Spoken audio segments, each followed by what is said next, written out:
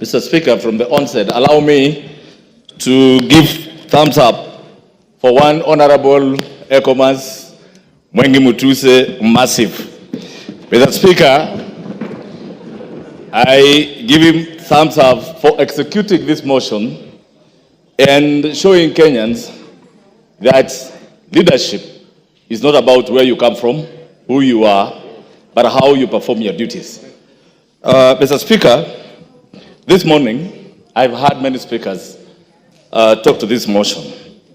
Mr. Speaker, I agree with the speakers who have said that yesterday and the week before, Mr. Speaker, I've been watching the Deputy President of this country doing rallies in town, going to churches, and Mr. Speaker, what we saw on Sunday was different from what we saw yesterday. In fact, Mr. Speaker, I want to advise us, even as politicians, sometimes we should listen to our advisors, and we listen to the right advisors. Mr. Speaker, if I were to advise the Deputy President, yesterday's interview was his undoing, and he proved to Kenya that yes, all these accusations that are being leveled to him are really true. Mr. Speaker, I want to confirm to this House, one, despite Article 10, the Deputy President, who is supposed to hold the values of this nation, by uniting Kenyans, by fighting against corruption, by fighting against tribalism, he is the one who has championed tribalism through and through. Mr. Speaker, I want to tell you, as a member of Parliament Mavoko, I have spoken the word Kenya many times, more than the Deputy President of this country.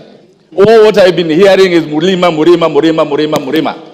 Mr. Speaker, today I want to tell Kenyans, I know Parliament has been prosecuted and many words, we've been called names that we are an unperforming house.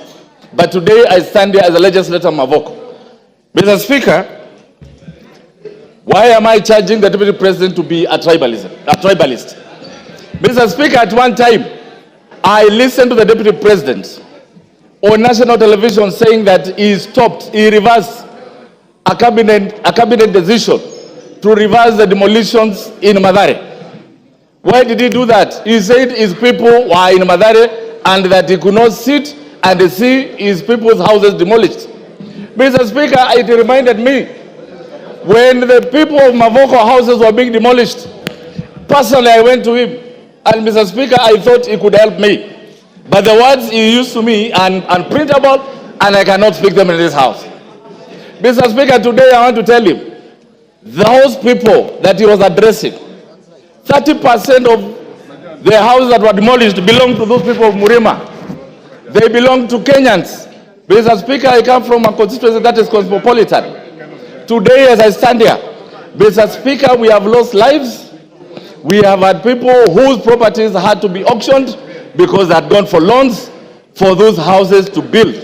Mr. Speaker, as a legislator, I humbled myself and requested and asked the Deputy President to intervene so that those houses, Mr. Speaker, a parcel of 4,000 acres, 325 acres, I requested him to have the 300 acres where the houses were seated, to have those people even pay to Portland.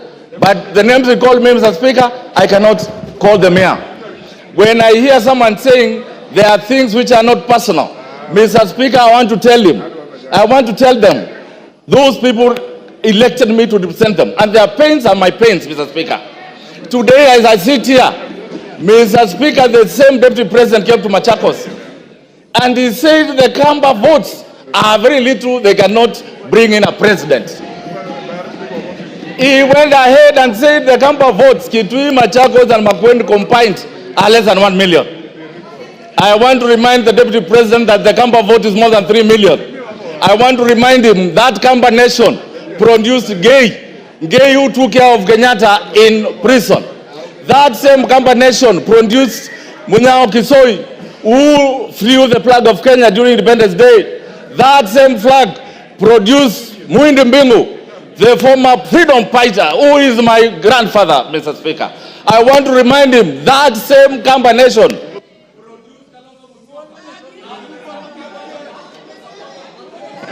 Give him 1 minute. 1 minute. Mr. Speaker, that same Kamba nation that you said their votes were useless, they are the ones who are running every night now, calling for them to come and save you in this budget motion. Mr. Speaker, I want to remind him that every tribe in this country is important and he should live to respect them. I support this motion for every reason and every accusation that he has been accused of. I thank you, Mr. Speaker. Honorable Sane.